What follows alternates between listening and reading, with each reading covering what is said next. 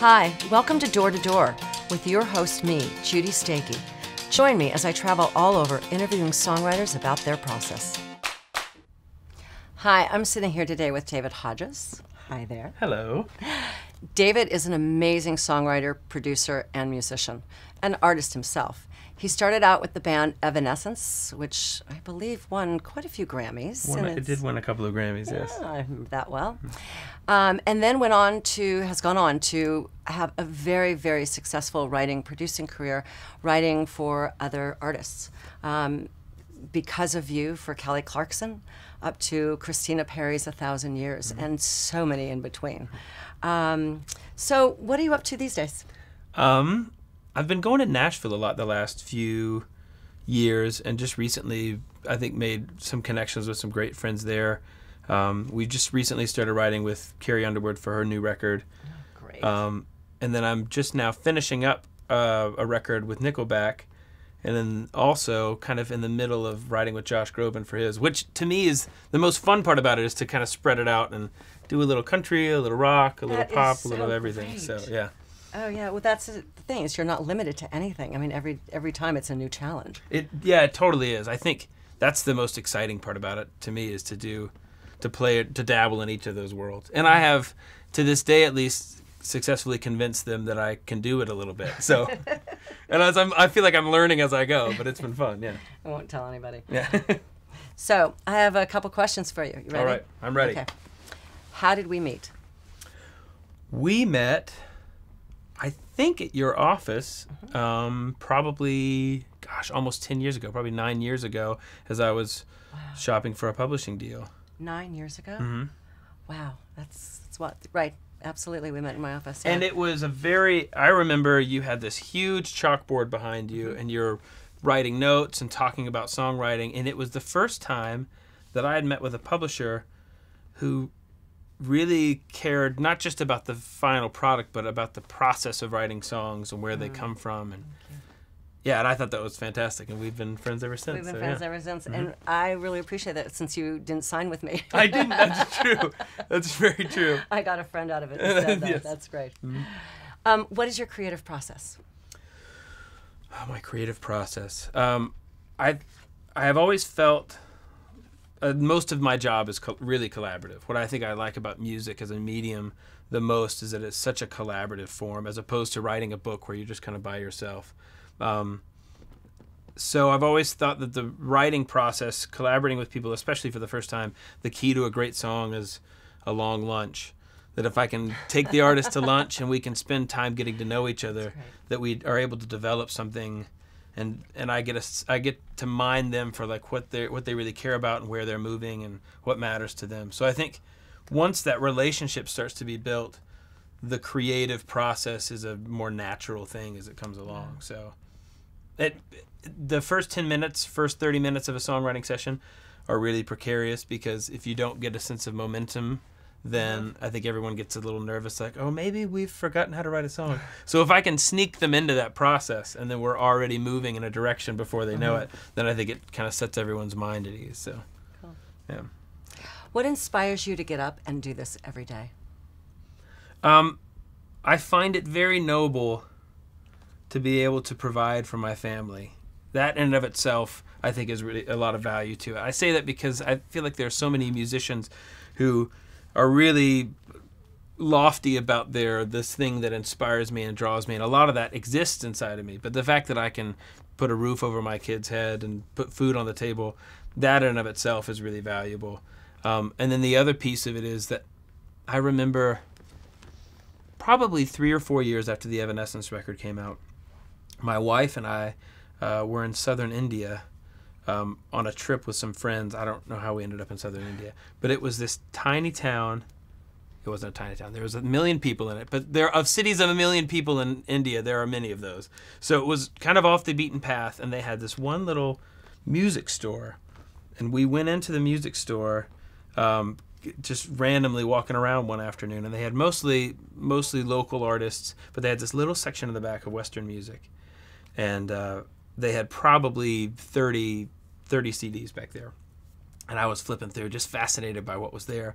And one of the CDs was the Evanescence record. And I thought, how in the world did these songs that we wrote in our apartment in Little Rock or our apartment in LA sneak their way around the world to this spot? And I thought, man, there aren't many things that can do that. I think that's pretty amazing that it was able to snake its way there. So the fact that I'm part of an industry or part of a medium that can tell stories that sneak out that far is pretty cool. That's fantastic. Yeah, it's pretty wild. Maybe my wife actually put the CD there before I showed up, and I didn't know, and that would be fine by me, as long as I can believe the story that I'm in. But that would be funny. What is the best piece of advice that you've ever been given? About music or just in general? Either one. Best piece of advice I've ever been given.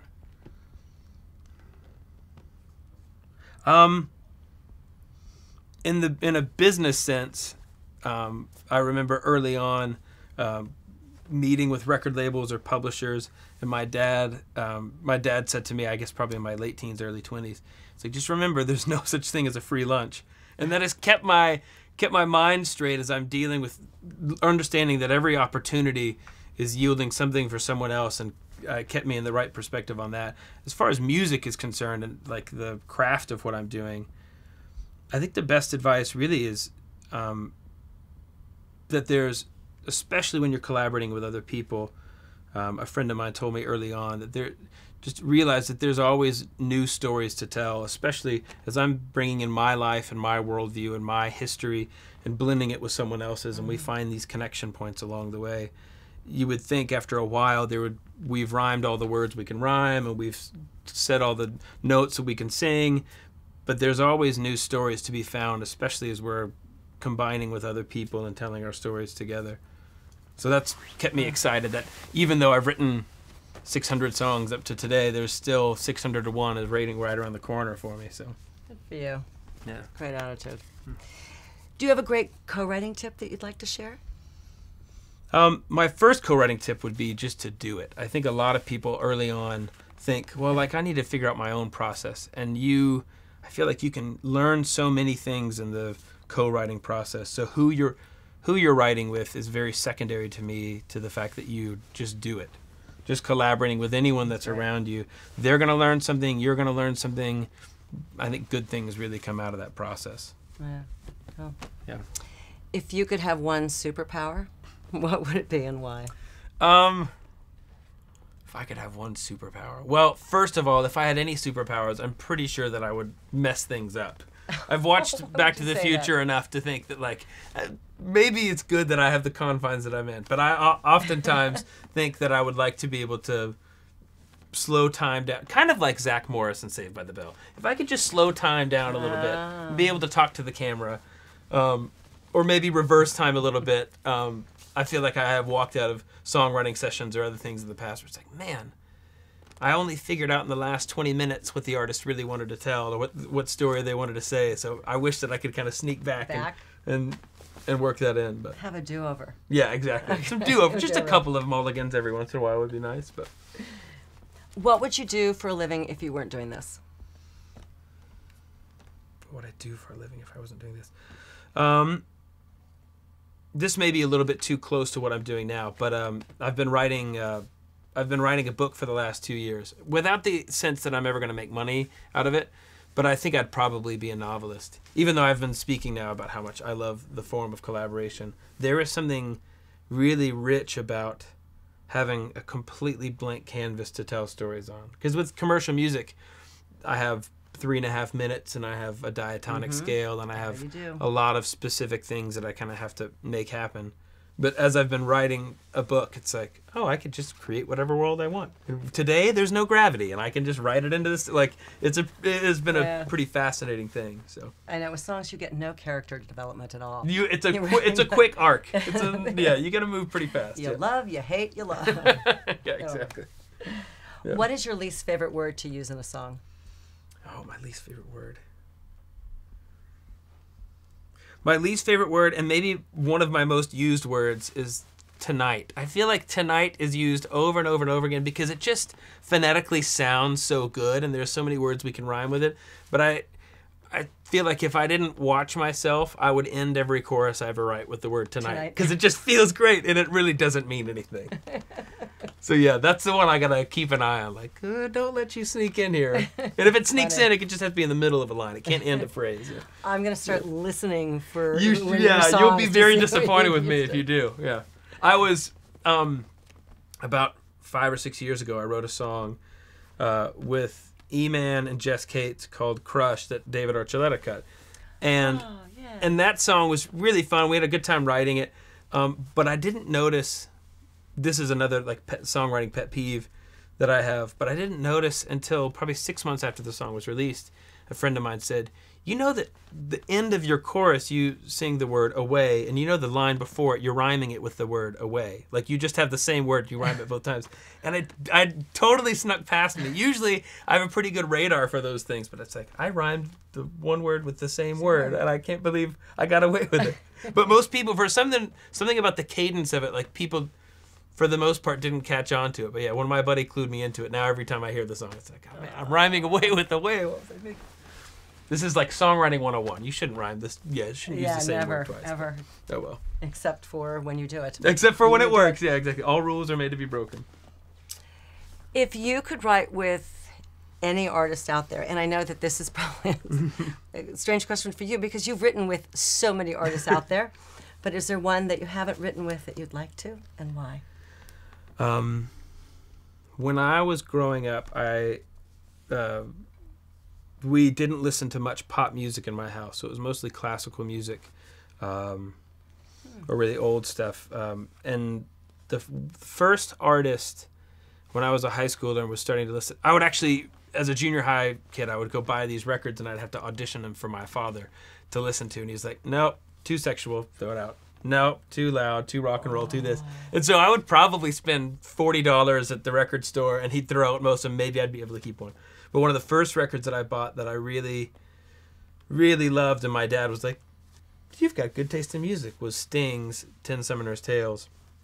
And that record, to this day, still sticks with me. So if there was ever a moment that Sting wanted to write a song with me, I would drop all things and make that happen.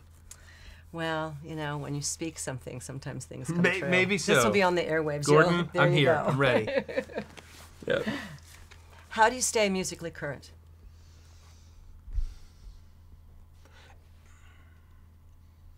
I feel like usually when I'm driving, I don't listen to music because music is my job. I'm rarely in my downtime interested in listening to music. I have so many friends. We are with our pool in the back during the summer.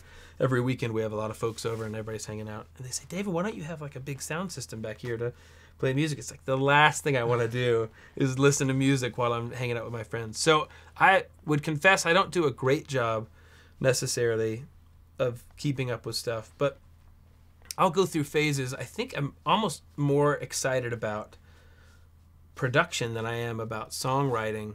Like the first time I heard Lana Del Rey Video Games, I was mesmerized because I didn't know what was coming next. And I feel like with a lot of pop music, for better or for worse, it's pretty predictable from one section to the next. That doesn't mean it's bad, but it's like, okay, we're coming out of the chorus, now we're all going to sing some whoa-oh post-chorus for 4 bars and get to the second verse. And I remember hearing Video Games and not know what was coming next, and it was really scary and awesome. I remember the first time I heard Lord Royals, it was the same thing. It was like, what beautiful textures are created with such minimal elements. So I think, I don't know, the production stuff is really fascinating to me. I mean, as a father of 3 kids at 35 years old, I am quickly getting farther and farther away from the word cool, which is fine by me, but because cool is kind of such a vapid adjective in the first place. But I am intrigued by the new sound that kind of breaks through and kind of sets the course for things after it. So I don't know. I mean, if I'm sitting in a restaurant, I'm definitely one to SoundCloud or Shazam things as Kate and I are having dinner, because I am always fascinated by some little thing that I heard. It's like, oh, I've never heard that before. Never blended those things together before. So that was a very long answer, and it didn't really have a good point to it. But that was perfect. Okay, good. So before we go, is there one piece of advice that you would like to give up-and-coming songwriters, artists, producers out there? Yes.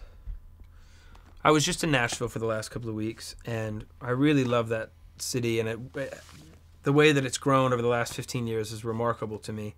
I went to school in Nashville. I transferred and went to college in Nashville for a semester in 1999, and I had always been a bigger fish in a small pond, and it was the first time I was in an environment of really talented people all around me. And in the course of a semester, everything that I loved or was sure of about music was systematically kind of broken down, because I was in a piano studio with probably 8 other guys, and I was by far the worst piano player there. And I was taking vocal lessons, and I was a terrible singer compared to the other people around me, and in an ensemble and in songwriting classes, and just everything that I thought that I was really good at with music, I was at the bottom of the list from everyone else. And I dropped out of college, and I moved back home to Little Rock and joined a band with my buddy Ben and Amy, and then Evanescence went on to get a record deal and went on to sell a lot of records, and has continued my career from there. And what I learned in that process of something dying and then being reborn again is that my technical abilities or my networking capacity is very secondary to the unique voice that I have inside of me, the unique story that I am supposed to tell. So for young songwriters, just because you can't program beats very well, or just because you can't play guitar very well, or just because your voice kind of cracks or has a limited range, that's not what we care about as an audience. What we really care about is hearing an authentic voice tell an authentic story. And I'm very blessed to have gone through a process that showed that so starkly to me, because I think a lot of artists, maybe that is a murkier path to figure out along the way, but it really is the unique voice that we want to hear, and those are the things that really matter. So that's so beautiful. Well, thank you. Great way to end. Thank you so much for doing that. Thank you very much for having me. This is fantastic. All right.